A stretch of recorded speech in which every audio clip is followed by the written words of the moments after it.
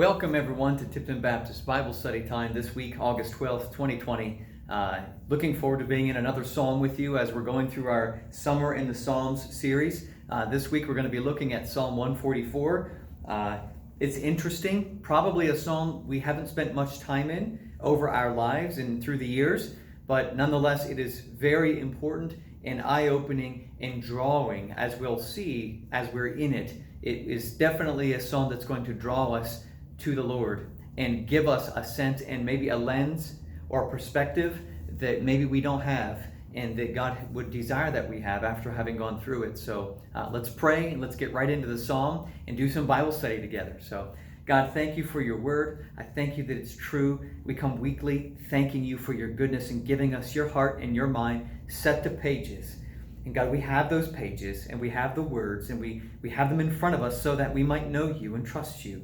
And so, God, we invite your Spirit to help us see as you see, to trust you in areas that we don't, and to increase trust in you in areas even where you've taught us to. As we see David speaking and responding to circumstances and looking for things that would be a blessing in his mind, seeing how David acquiesces and surrenders to whatever you're blessing him with being right, as we see these things in today's psalm, help us also to have a heart and a desire to trust you and to want from you what your desire is for us as right and best. God, I pray that as we come out of this, our trust in you will increase. We'll see our world with a little bit of a clearer lens as you see it in a right, healthy way. In Jesus' name we pray, amen. So let's get right into it. Psalm 144, this is our psalm for the week. Psalm 144, beginning in verse 1. Blessed be the Lord my rock, who trains my hands for war and my fingers for battle, my loving kindness and my fortress, my high tower and my deliverer, my shield and the one in whom I take refuge, who subdues the peoples under me. Lord, what is man, that you take knowledge of him, or the son of man, that you are mindful of him? Man is like a breath. His days are like a passing shadow. Bow down your heavens, O Lord, and come down. Touch the mountains, and they shall smoke. Flash forth lightning and scatter them. Shoot out your arrows and destroy them. Stretch out your hand from above. Rescue me and deliver me out of great waters, from the hand of foreigners, whose mouths speak lying words, and whose right hand is a right hand of falsehood. I will sing a new song to you, O God. On a harp of 10 strings I will sing praises to you, the one who gives salvation to kings, who delivers David his servant from the deadly sword. Rescue me and deliver me from the hand of the foreigners, whose mouth speaks lying words, and whose right hand is a right hand of falsehood, so that our sons may be as plants grown up in their youth, that our daughters may be as pillars sculptured in palace style, that our barns may be full, supplying all kinds of produce, that our sheep may bring forth thousands and 10,000s in our fields, that our oxen may be well laden, that there be no breaking in our going out, that there be no outcry in our streets. Happy are the people who are in such a state. Happy are the people whose God is the Lord. Today, what I want to do in looking at this, we need to consider David's trust and his longing for God in this psalm. It doesn't come across at first read that there's a longing and a trust here. You might get elements or hear elements or see elements of David trusting God with some of the things that David speaks of, where we typically think of trusting in God, specifically in matters where we feel danger. But there's also matters that we see that David is speaking of that he has trusted in God, specifically having to do with requests that are really implied here, requests that David has of God for things in his life, for blessing from God in his life. And they're sort of an implied request, but they're nonetheless that, and they're based upon trusting God's sovereign purpose and hand of blessing. So we want to consider David's trust in his longing for God. We want to identify the posture that David has, his posture, which we see right off early in the psalm, the position that he is in and acknowledging before the God of creation. So we want to see that. That matters very much as we see David declaring through a psalm trust in God. His posture matters. We're going to identify life trials in which David must trust God. And these are the ones that probably stand out to you the most or the easiest in reading the psalm. Certain trials that he'll speak of that you probably have already picked up on. We also want to identify the desires in which he implies requests, as I mentioned a minute ago. But we're going to see that in his request, he will trust God. He's making specific requests, which I think is an important factor for us to see. As we look at the Psalms and we see Psalms of praise and Psalms of hope and Psalms of request, we see that David makes requests. He actually is pretty specific in his mind's eye about what he thinks God's blessing is. We're going to check that out in a minute, and we're going to see what God will do in response for David and to David. So, lastly, I really want to apply the posture of David, and I want to apply the kind of requests that he made based upon his heart of trust. I want to apply his posture and his trusting heart as he requests from God what he requests. And I want to see if we apply his posture and a heart that trusts God's sovereign hand in our requests to him for what God will allow us to receive and offer and give to us if we trust him in this posture, if we too might not find a settledness and a great, peaceful, restful blessing from God. So that's where we're going. Okay, let's get to it. First, consider trust and longing of David for God in Psalm 144. So we see right away, David, he's speaking to God in verses 1 and 2. Blessed be the Lord my rock, who trains my hands for war and my fingers for battle. My loving kindness, my fortress, my high tower, my deliverer, my shield, the one I take refuge in or hide in, the one who subdues the peoples. He is speaking these things about God and God's greatness, but he's speaking these things about God because these are things he needs God to be. He needs God to be one who shows him safety. He needs God to be one who provides for him his greatest need, and that is to have a knowledge and a trust and a strong one who will care for him in all the matters of his life that encircle him, good, bad, and indifferent. That's who God is to him. He has a need for safety, though, in areas of his life. He bursts into song in this psalm early with this. He has a need for God's proximity. Look with me in verses 5 and 6. Bow down your heavens, O Lord, and come down. David's low. He's looking up. In other words, acquiesce or not, condescend. Come down to us where we are. Touch the mountains and they'll smoke. Flash forth lightning and scatter them. Shoot out your arrows.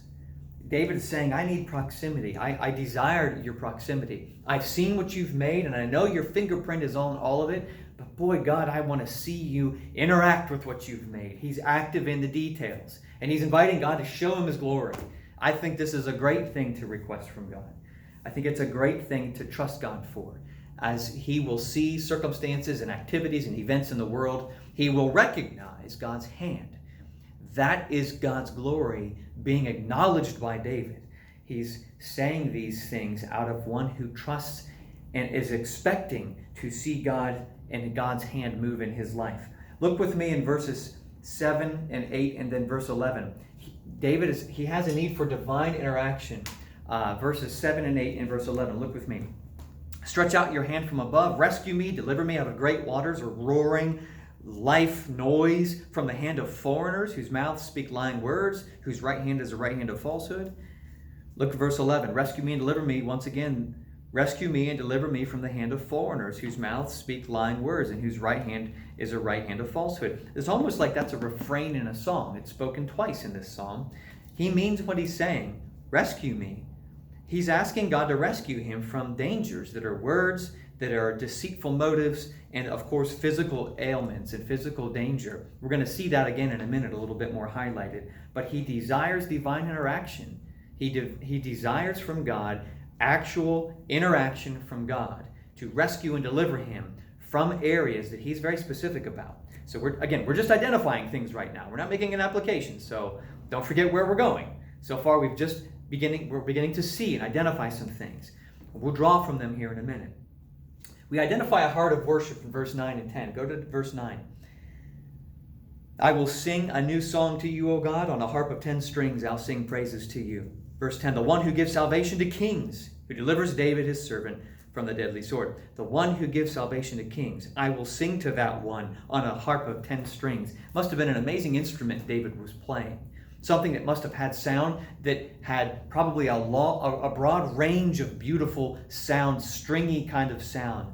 Whether it was a harp that was some kind of a guitarish, harpish sound that was pleasant to hear, that had probably a high range of sound down to a depth of basic kind of sound, something that would have been pleasant and well-rounded, and you could probably get a lot of sound out of, I am guessing, knowing David's personality through his writing, he wasn't quiet in his worship. He was loud, raising his hands, even at times dancing in his worship of God. These are things that we American Baptists usually shun.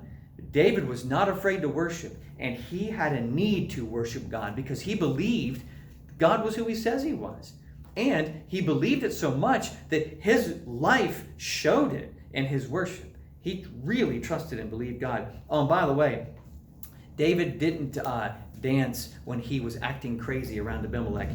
That's not the time I'm talking about. He danced when he was fully in his right mind. But that's for another day, and we can talk about that at the building, maybe this Sunday or some Sunday you want to talk about dancing and such. That's fine. Nonetheless, David worshiped, and it was sincere, and it was honoring to God, and he desired it, his heart. We know David's heart was a heart that chased God because we know David was remembered by God as the man after God's own heart. So we can trust David in many times in his life and his pursuits. Lastly, we see a heart longing for what God's best was for him. God's best, God's blessing. David does desire, and we'll see here, he desires some things. He's hoping some pretty specific things will turn out for him. And ultimately, we see these requests rooted in a man who would trust that God's offering of blessing would be exactly what he needed. But he wasn't afraid to be specific in his requests. I think we should take note of that. We're going to get to that as we round this out. So let's get going. We've considered some words of David. They're important. We're identifying some things. Let's look at his posture. Look at verse 3 and 4 now. Specifically, look at David's posture. Lord, what is man that you take knowledge of him? Or the son of man that you are mindful of him? Man is like a breath. His days are like a passing shadow. Lord, who am I that you would even consider me worthy of your time? I'm a sinner. I'm broken. I've rebelled against you. I've fought and argued with you, only to lose because you are God and I am not. But why do you still have patience for me, God? David is saying, what is man, me, and the rest of my race, all humans? What are we that you even would think of us? We continually turn against you. And our lives are so short. Why would you spend time for such a seemingly insignificant thing?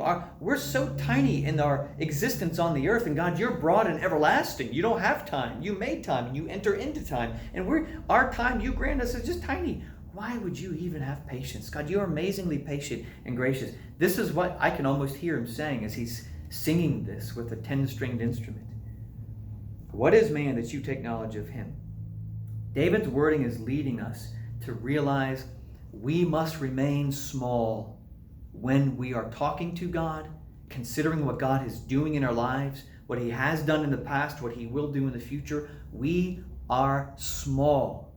He is big. He is the focal point. He's the hero of the story because he's the main character of the story. And I don't just mean of the Bible. The Bible is a story, a snapshot of the world and its purpose. Everything God made is about him. And it's about everything that he made acting out what it's been made to do, which is to glorify him or make much of him. And David's wording here definitely sets the stage for the rest of this song. God, why would you even consider me in your patience? I'm small. This is a posture, I believe, in our worship of God in song, in our worship of God in studying his word, in our worship of God by receiving gladly his blessing and thanking him for it, that we remain small and remembering that God is big. And he's not just big and amazing and from a mere child's perspective. We've grown in maturity as adults and we recognize God is amazingly big. He's wise. His thinking way outshines and is further up higher than ours. We can't even come close to thinking on the same level of God. He is truly magnificent. Keep this as a rooted position when we're worshiping, when we're running through days in life, or no matter what it is. we must remain small. His posture is correct, and it's something that is to take note of anytime you see it in one of his Psalms. Remain humble and small. Second thing I want to identify, again, the trials. Now, we alluded to this when we were considering the words David was using, but he does bring trials up. So let's talk about that. Verses 7b through 8 and 10b through 11. Go to verse 7 with me. Rescue me and deliver me out of great waters from the hand of foreigners. In verse 8, whose mouths speak lying words, and whose right hand is the right hand of falsehood. Now jump to verse 10b through 11. Who delivers David his servant from deadly sword. Verse 11, rescue me and deliver me from the hand of foreigners, whose mouth speaks lying words, and right hand is the right hand of falsehood. There's three areas of danger that David identifies here. He's speaking to God in his prayer. Words of enemies. We see that right here in verse 7b and down in verse 11. Words. Words are damaging things. Words against you, words against maybe your family, maybe it's our church body. Words can be damaging, and they have a long lifespan. Words last a lifetime and more. The words in the Bible have lasted thousands of years. Words in great literature of great authors have lasted some hundreds, some thousands of years. Words of storytellers have lasted centuries upon centuries. Words are long-term things that can actually be helpful but also harmful. Words in this time, and the sentiment that David's giving, words are something that is becoming destructive and has been destructive, and they're from his enemies. He's asking God to be rescued from these words.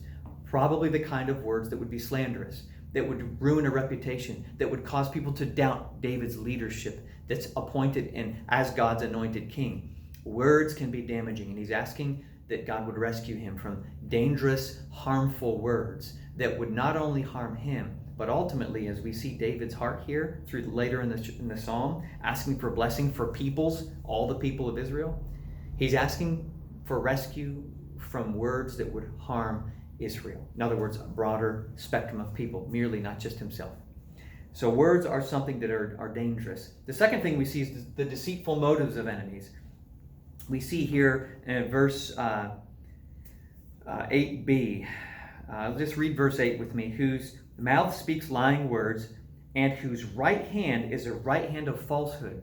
In other words, people who act like they're going to be friendly, but it's full of deceit. It's not real. It's not genuine. It's not authentic or true.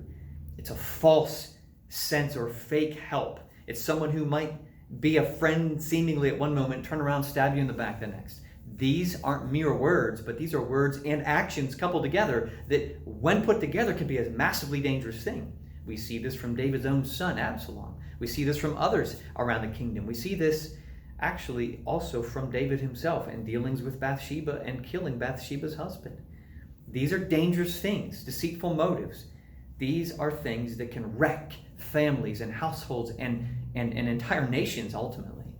So David's asking for rescue from this as well. Motives, knowing that he's experienced them and has exhibited them in his life. Also, we see actual physical harm from enemies. There's a danger here that David's singing about. God, rescue me, as he's playing his 10-stringed harp. Rescue me from, we see down here in verse 10b, from deadly sword. David is a soldier, a warrior. He is one who certainly understands war. He has led armies to battle, defeated armies in battle. He has used a sword, and there's been bloodshed at his sword, which is the reason why God chose his son Solomon, who was not a man of war, to construct the temple. But David knows war. He knows swords. He was an excellent hand-to-hand combat fighter and swordsman. And he understands the danger of a sword and knows that people will wield their sword at him. So, literal, physically, God, rescue me from these things. I might not even see them coming, David might say. I might not even know my enemy because of deceitful actions. I might turn around and literally get stabbed in the back. God, you guard me. I trust you to do that. From physical harm. We have much to think about right now in our country. Our country has turned its back way too many times on the things that God cares about. The unborn, marriage and family in the household, and even at times Israel itself. This is something that we must be praying and considering, not just individually, but as a country. So these are things that we can identify, trials that David was asking God for rescue and help from.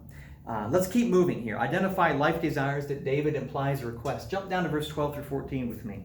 12 through 14 here. We have that our sons may, well, first let's just say, David's saying, rescue me, deliver me, so that, verse 12, so that our sons may be as plants grown up in their youth, that our daughters may be as pillars sculptured in palace style, that our barns may be full, supplying all kinds of produce, that our sheep may bring forth thousands and 10,000s in our fields, that our oxen might be well laden, and there be no breaking in or going out, and there be no outcry in the streets. What's David saying here? This is really neat wording for a psalm. It's very unique. This psalm has some words that we really don't see anywhere else. He's trusting God's sovereign will in his request. He's trusting that he'll make requests, and we see they get pretty specific. But ultimately, he'll trust God's will, because he says, happy are the people whose God is the Lord, at the very end of this psalm in verse 15b. Happy are the people whose God is the Lord. Whatever he gives us blessing is just right for them. They are happy. But he's specifically making some requests. So let's look at these requests. Come down here through with me. We see here, he's asking specifically in verse 12 that our sons may be as plants grown up in their youth. He's asking for mature, strong young men to be a consequence of decisions and lives being lived out in Israel. The young men grow up strong, healthy, mature, doing what young men should do: lead, protect, provide. God's ordinance of manhood, that would be lived out by men in Israel. This is something we must be praying for our men, especially here in the West, as manhood has been crushed and crumbled.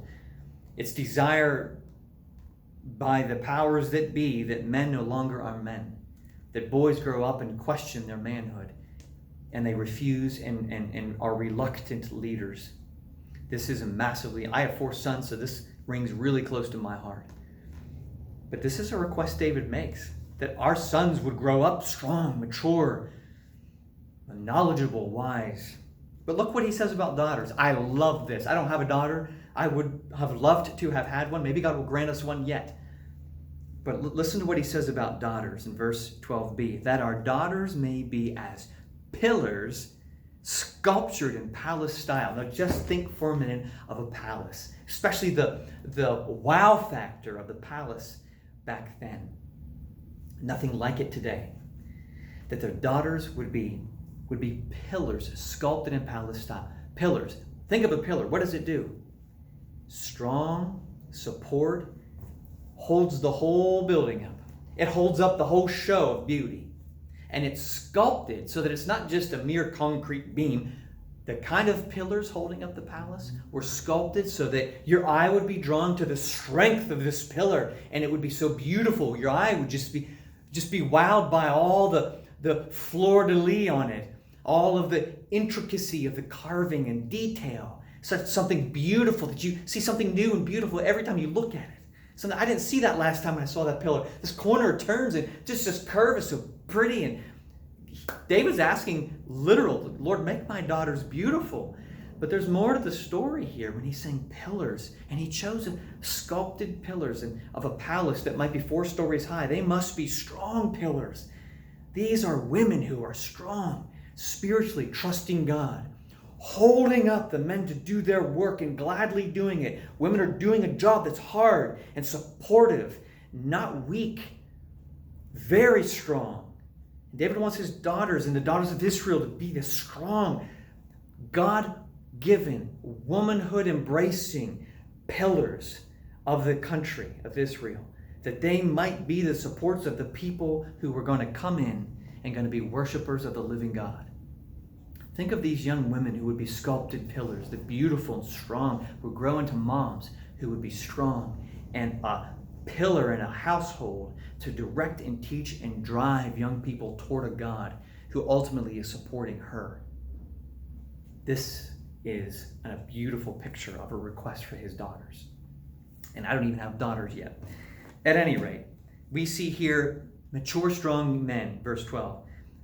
Beautiful, strong pillar-like daughters, verse 12.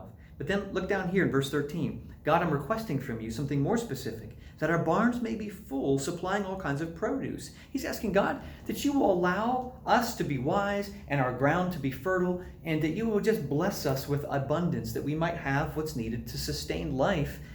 And we know too that he was one who would end up sharing at times what was there, making sure even people would not live in poverty and die in it. But even those who were wealthy with fields would leave some according to the law, that those who had little to none would be able to gather and have, and that there would be not this crazy, massive social, economic divide of rich and poor, but that people would have.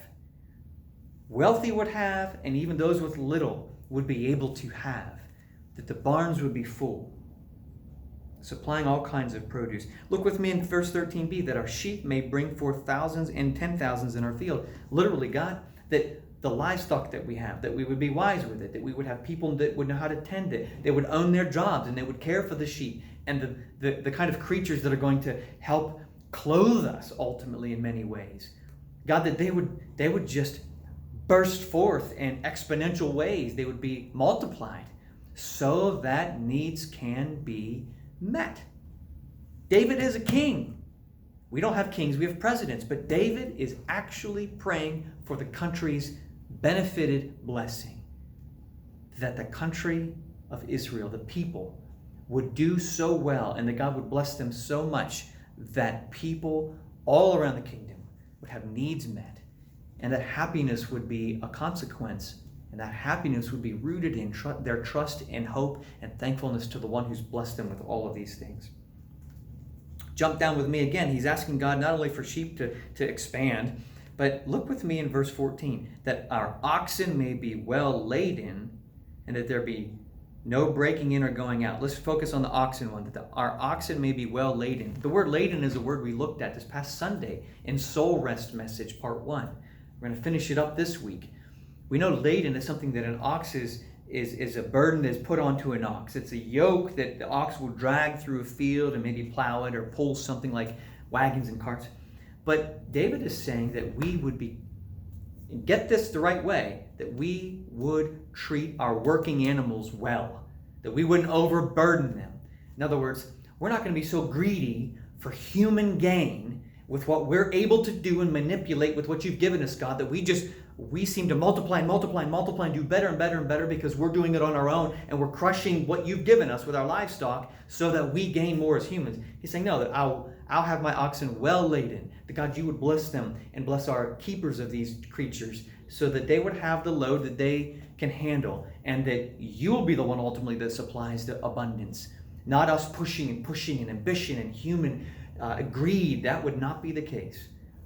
Instead, it would be, we are being wise with what you've given us, and you're the one who brings abundance. It's a return on investment. God, you've invested in us.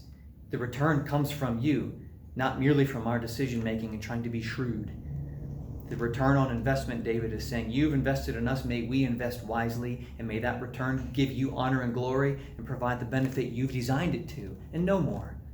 Just what you've designed. Now, lastly, we see David's requesting here that there be no breaking in or going out, that crime is low, literally, and that there be no outcry in the streets, that there's not rioting and people that are in civil disarray. This is a massively important thing that God is saying. When leadership trusts and longs and is postured right before the living God, as David opens this psalm, these very well have been historically and may still be for some. These may be the consequences of a leadership who is going to operate life this way and pursue and seek out God's hand in these ways.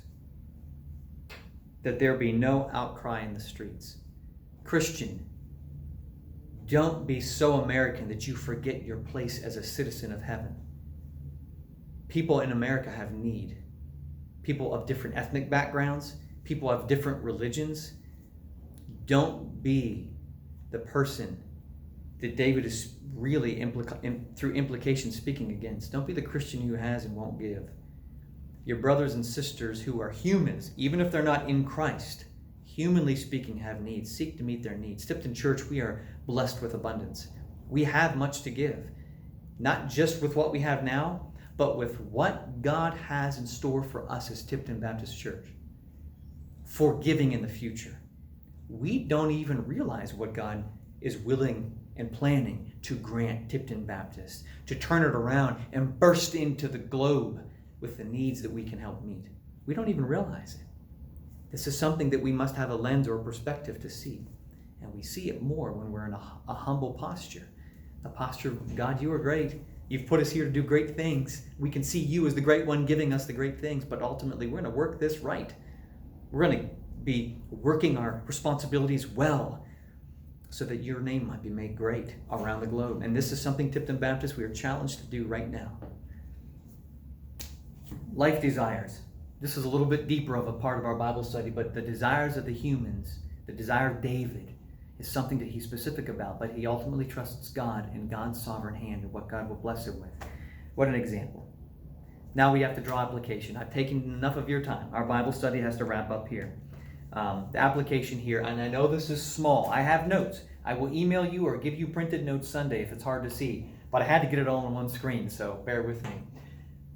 David is declaring trust for God in these ways which we should follow in his example. Number one, we should ask God for a posture of humility. I've said it over and over this Bible study, so that we can clearly see God's greatness over our perceived greatness and our perceived strength. Ask God for a posture, a heart set that is humble before him. Ask him for it. Because if we think we're going to God humbly, the chances are we've missed something and he has to show us more. Ask him, God, make me humble before you. Show me how great you are and how small I am. Keep me small, Lord. Please keep me small. Show me how great you are. Remind me how small I am. Ask him for this posture, this heart set and mindset with him. It might help keep you from being overly proud or arrogant with other humans. Even humans you might have authority over in a work situation or a family situation, remain postured with humility. That's where God will be seen the clearest. Second thing is this: ask God for preparation for life battles. Look with me with verse 1 and 2 real quick. Blessed be the Lord, my rock, who trains my hands for war and my fingers for battle. David was trained. He knew how to use a sword. It would have been amazing to see David unsheath his sword and be able to wield it as a warrior in battle. That's what David said God prepared him for.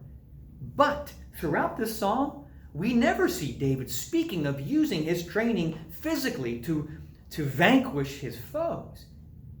Always in this psalm, even though we see he is prepared